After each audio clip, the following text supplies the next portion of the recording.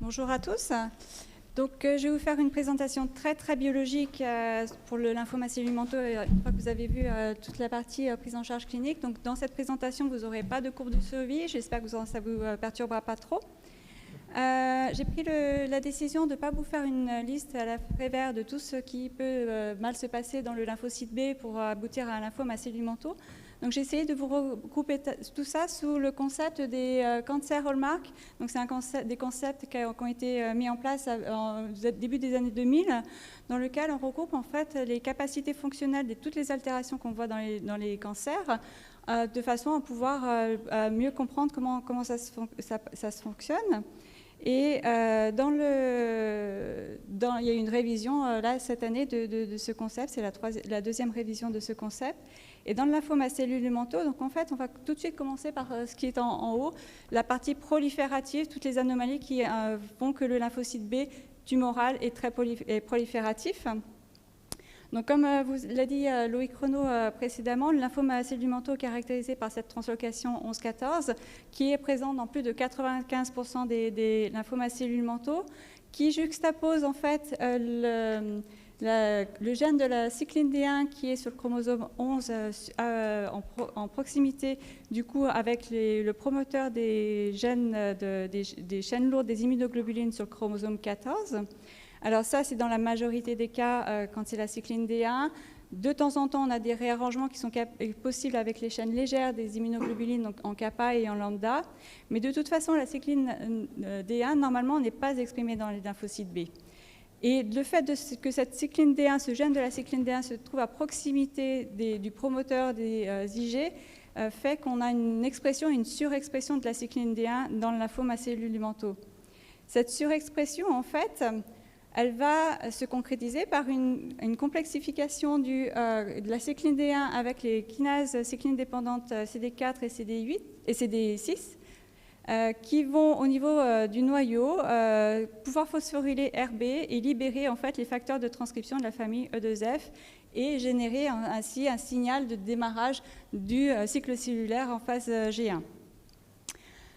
Normalement, la cycline D1 est dégradée par le protéasome, et ça se passe très bien dans le lymphome à cellules mentaux. La cycline D1 est dégradée par le protéasome, mais on n'a pas cet effet de cycle d'expression de la cycline D1, puisque le promoteur des immunoglobulines est constamment présent et force cette expression de la cycline D1. Donc on n'a pas ce changement de phase, et en plus, donc on a toujours cette cycline D1 qui maintient cette transition en phase G1 du cycle cellulaire.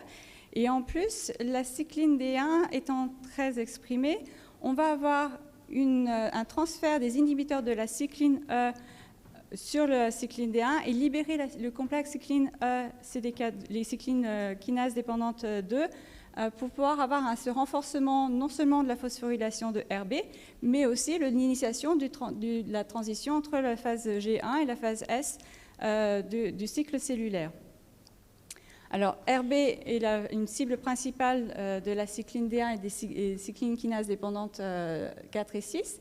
Il y a d'autres cibles au niveau du noyau, au niveau d'autres facteurs de transcription, que ce soit des cibles qui sont soit de direct ou indirect, mais en général, vous avez en résultat une prolifération cellulaire qui est boostée et une suppression de la sénescence. Il ne faut pas oublier que la cycline D1 n'est pas uniquement dans le noyau, mais elle peut aller aussi dans la mitochondrie. Donc on a une protection directe contre le stress cellulaire aussi de la cycline D1. On vous a parlé que le lymphome à cellules mentaux exprimait en fait le SOX11, qui est un facteur de transcription. Donc en fait, la cycline D1 complexe les HDAC, libérant les facteurs de transcription pour que le SOX1 soit exprimé. Et à ce moment-là, le SOX1 va potentialiser l'expression de PAX5 qui bloque ça va bloquer du coup la différenciation terminale du lymphocyte B et va au contraire inhiber BCL6. Donc ça va prévenir la formation du centre germinatif dans la maturation du lymphocyte B. Donc c'est pour ça que en fait, le lymphome à cellules mentaux, vous n'avez la majorité des cas pas de mutation des gènes lourds des immunoglobulines parce qu'en fait ça ne passe pas dans le centre germinatif. Ça, c'est tout ce que je vous raconte pour l'instant, c'est pour la forme classique du lymphome à cellules mentaux. Alors, je vous ai dit qu'il y avait 95% des cas, c'était la translocation avec la cycline D1. Quand vous avez une cycline D1 qui est négative, en fait, vous avez des réarrangements d'autres cyclines, les cyclines D principalement la cycline D2, mais vous pouvez avoir la D3 et de temps en temps la cycline E aussi qui peut être transloquée. C'est des cas beaucoup plus rares, mais il faut y penser quand vous avez vraiment un ensemble d'arguments qui vous dit mon patient, il a fait vraiment, j'ai envie de dire qu'il a un lymphome acide-lumenteux, mais j'ai une cycline D1 négative. Pensez à aller voir ce qui se passe sur les autres cyclines. Et lorsqu'on regarde les profils de transcription en fait, de ces lymphomes acide-lumenteux cycline D1 négative, vous voyez qu'ils ont un profil d'expression qui est très très similaire au lymphome cycline D1 positive, donc un comportement aussi qui est biologiquement qui est assez similaire.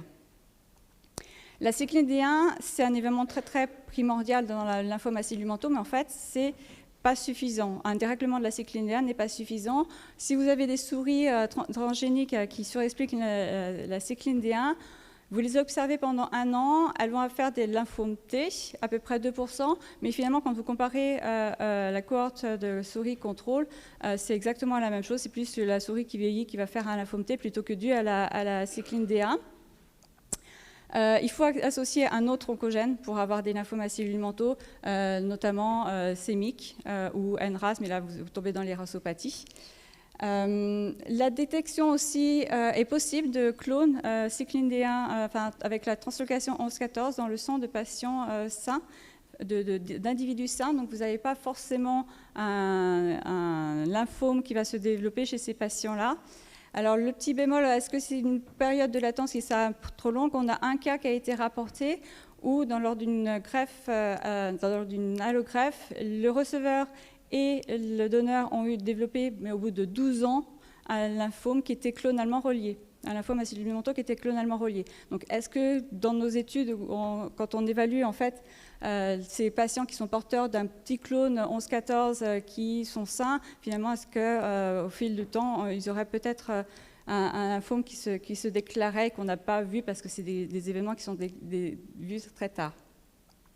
On a d'autres altérations du cycle cellulaire, on n'a pas que la cycline D1, on a des amplifications au niveau du chromosome 12Q, ou locus des cyclines dépendantes kinase 4, donc qui vient renforcer ce cycle cellulaire en même temps que la cycline D1. On a des délétions de CDKN2A, donc du locus de CDKN2A. C'est un gène qui est responsable du codage d'un transcrit qui va être épicé alternativement. Donc du côté cycle cellulaire, vous avez une disparition de l'inhibiteur INK4, inhibiteur qui était censé freiner le cycle cellulaire avec un freinage sur les cyclines kinases dépendantes 4 et 6. Vous avez, si ce locus n'est pas délété, vous avez une surexpression d'un inhibiteur du promoteur de ce locus-là, avec une amplification en DISP et donc une accumulation de BIM1 qui va freiner CDKN2. Vous avez aussi la possibilité d'avoir des délétions de RB. Donc RB n'étant plus là, les facteurs de transcription E2F sont du coup accessibles pour initier le cycle cellulaire. Et quand vous regardez en fait les statuts mutationnels, donc ça c'était vraiment des délétions ou des amplifications. Les statuts mutationnels, en fait, vous avez aussi des mutations un petit peu sur la cycline D1 qui sont présentes et d'autres mutations qui, en fait, participent à ce phénotype de prolifératif du lymphocyte B. Cette fois-ci, si on s'intéresse à côté instabilité génétique, le lymphome acide-lumenteux est caractérisé par son instabilité du génome. Là, si on reprend le locus de CDKN2A, donc du coup, du côté de l'épissage alternatif de son transcrit, vous avez ARF. Donc là aussi, si vous avez des lésions du CDKN2A, donc vous n'avez pas de synthèse d'ARF, et ARF était censé mettre un frein inhibé MDM2 qui est responsable de la dégradation de P53. Donc si vous enlevez ce frein, du coup ce P53 est plus vite dégradé, mais ne peut pas intervenir correctement dans la réparation des dommages ADN. De façon très fréquente, vous avez une délétion en 11Q. 11Q, vous avez ATM qui est là, qui est aussi responsable d'aller activer P53. Donc si vous n'avez pas lu d'ATM, vous avez moins de P53 qui va s'activer. Vous avez aussi dans beaucoup de cas les délétions directement de P53. Donc tout ça participe en fait à ce qu'il y ait une instabilité du génome qui se crée. Et quand on regarde en fait dans ces parties-là, vous voyez qu'ATM et P53 sont fréquemment soit délétés, soit mutés, soit un allèle délété et l'autre allèle muté, donc perte complète de ces protéines. Quand on regarde sur un karyotype et qu'on se rend compte de cette instabilité génétique, quand vous voyez le nombre de gains, de pertes sur le chromosome qui peuvent être rencontrés dans le lymphome à cellules mentaux, dans plus de 90% des cas, vous avez plus que la translocation 11-14 qui peut être retrouvée sur un parakaryotype. Après la prolifération, la stabilité génétique, il y a aussi une grande résistance à l'apoptose des lymphocytes de lymphome à cellules mentaux. En fait, quand vous regardez les protéines de la famille de BCL, vous avez donc des protéines qui sont anti-apoptotiques, comme BCL2, et puis des protéines qui sont pro-apoptotiques. Et dans le lymphome à cellules du manteau, les protéines anti-apoptotiques sont surexprimées. Alors, soit surexprimées directement parce que vous avez, par exemple, pour BCL2, une amplification du 18Q, donc c'est le locus où se trouve BCL2, donc ça, c'est une amplification directe. Soit parce que vous avez tout un système de signalisation intracellulaire qui se met en place qui aboutissent à une surexpression de ces protéines anti-apoptotiques, donc protection du lymphocyte. Ça peut être dû à des interactions, simplement du lymphocyte B avec son micro-environnement. Le lymphocyte de lymphome à cellules du manteau en fait surexprime des récepteurs de certaines chémokines comme CXCR4, CXCR5 qui leur permettent d'avoir des signaux qui viennent de les amplifier finalement de la part de micro-environnement. On a des activations de façon un petit peu constitutionnelle des voies de NF-κB, du BCR, PI3 kinase. Donc ça aussi, ça va participer à la prolifération de ces cellules-là.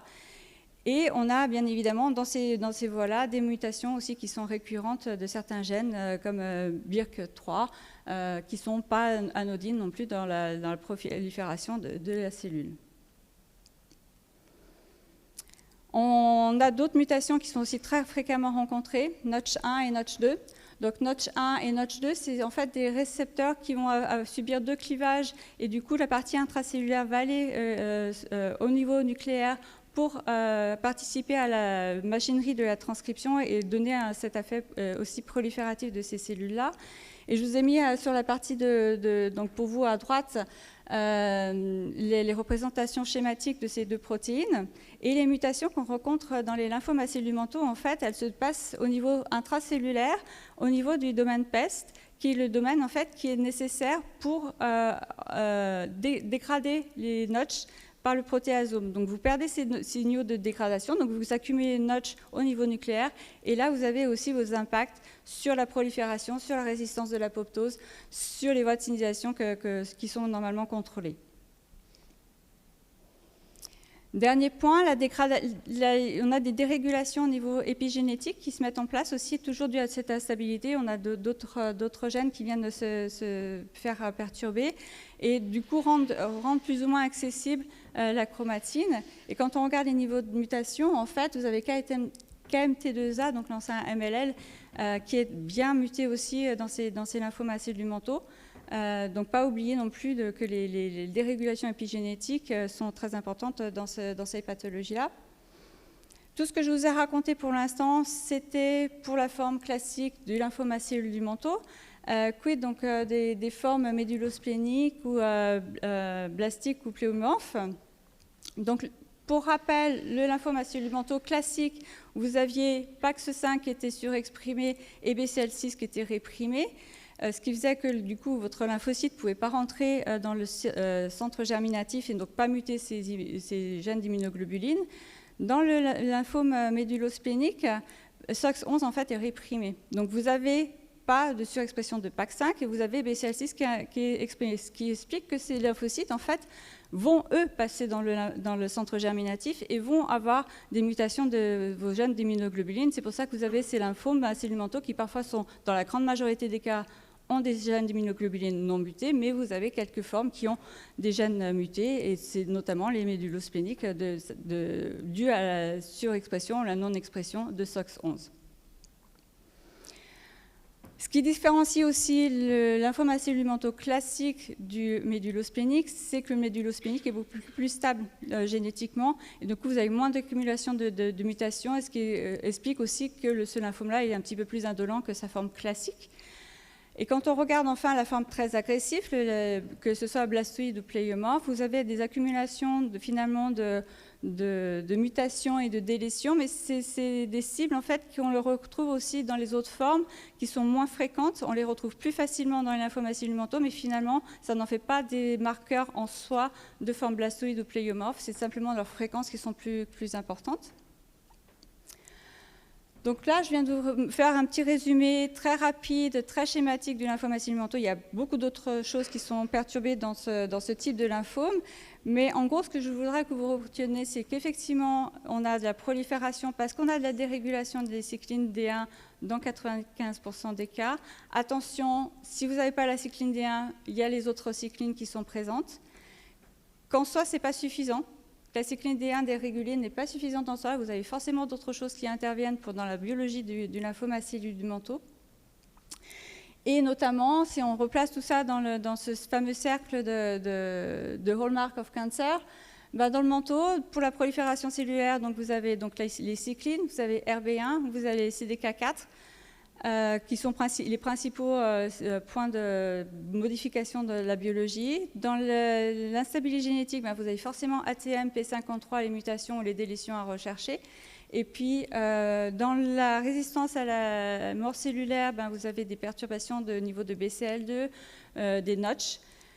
Pour le micro-environnement, vous avez des anomalies du BCR, des voies BCR, NF-κB et puis PI3 kinase. Et puis vous avez aussi l'implication de la dérégulation de facteurs épigénétiques comme le KMT2A pour le lymphome acellulaire. Donc vous voyez, c'est une pathologie qui est biologiquement très complexe. Ce que je vous ai présenté là, vous avez beaucoup d'informations biologiques, mais il y a encore le niveau de complexité qui s'ajoute derrière.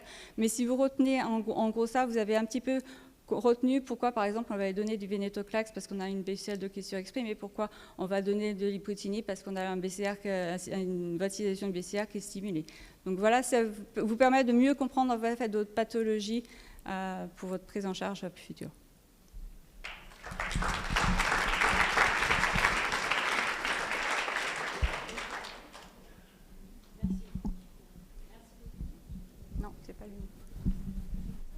Merci beaucoup pour ce topo très complexe et bien complet. Je vous le donne, il n'y a pas de souci, vous voulez avoir et repotasser plus tard.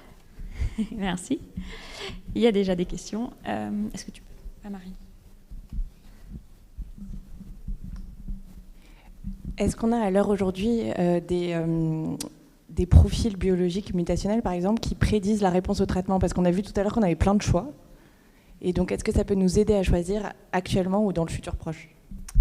Alors, si vous avez PS50, alors je pense que mon collègue qui suit la présentation derrière vous répondra à cette question-là, mais forcément, si vous avez des mutations sur P53, sur Notch 1, Notch 2, il y a des choses qui vont moins bien se passer dans la prise en charge thérapeutique de votre lymphome acellulaire, et vous pouvez prédire que potentiellement, il va peut-être aller un petit peu plus en transformation potentielle sur du blastoïde derrière. Merci pour la présentation qui était très intéressante. Moi, je me posais la question sur les formes médulospléniques qui ne vont pas surexprimer SOX11. Est-ce que lorsqu'ils évoluent, ils vont exprimer SOX11 ou... Non, ils restent avec une non-expression de SOX11 qui en fait est réprimée par une activation de stade 3. Okay. Donc ça reste, okay. Mais il y a d'autres accumulations. C'est plus long à accumuler les autres anomalies génomiques parce qu'il y a moins d'instabilité du génome, mais c'est par ce mécanisme-là qu'au final, vous arrivez potentiellement à développer une forme blastoïde ou pléiomorphe. Et après, autre question, mais je ne sais pas si vous avez la réponse sur l'hétérogénéité tumorale. Est-ce qu'on a des données sur ganglions, moelle, et on parlait tout à l'heure d'atteinte digestive, je ne sais pas si ça a été regardé, est-ce qu'il y a des différences là-dessus? Alors, c'est toute une grande question. Pas vraiment. On sait que le fait que SOX11 soit surexprimé dans les formes ganglionnaires, en fait, SOX11 est aussi responsable de l'expression de CXCR4. Donc, il y a un récepteur qui va faire plutôt du homing pour rester dans le ganglion, ce qui n'est pas le cas pour les médulospléniques. Mais donc, il y a quand même des choses un petit peu connues. Mais concrètement, pour l'instant, les formes médulospléniques sont très rares. Donc, le lymphome acélumenteux, ce n'est pas une forme des plus rares. Et en plus, vous avez dans les médulospléniques des formes, ce n'est pas les plus fréquents. Donc, les données s'accumulent, mais on n'a pas encore vraiment d'informations très franches et très... Je n'ai pas de réponse claire à vous donner. Je suis désolée. Merci.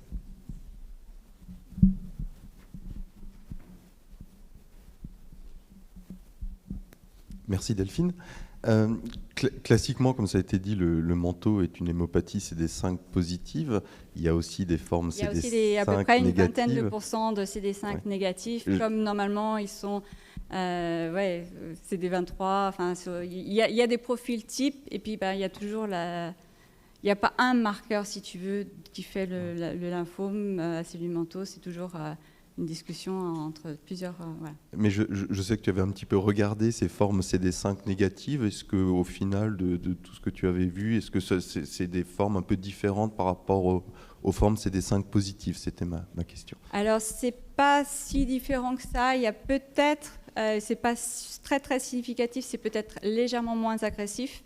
En tout cas, une survie sans progression qui est un petit peu meilleure, mais c'est pas non plus, vous passez pas de 2 ans à 10 ans. Enfin, c'est une toute petite amélioration, mais c'est pas plus que ça.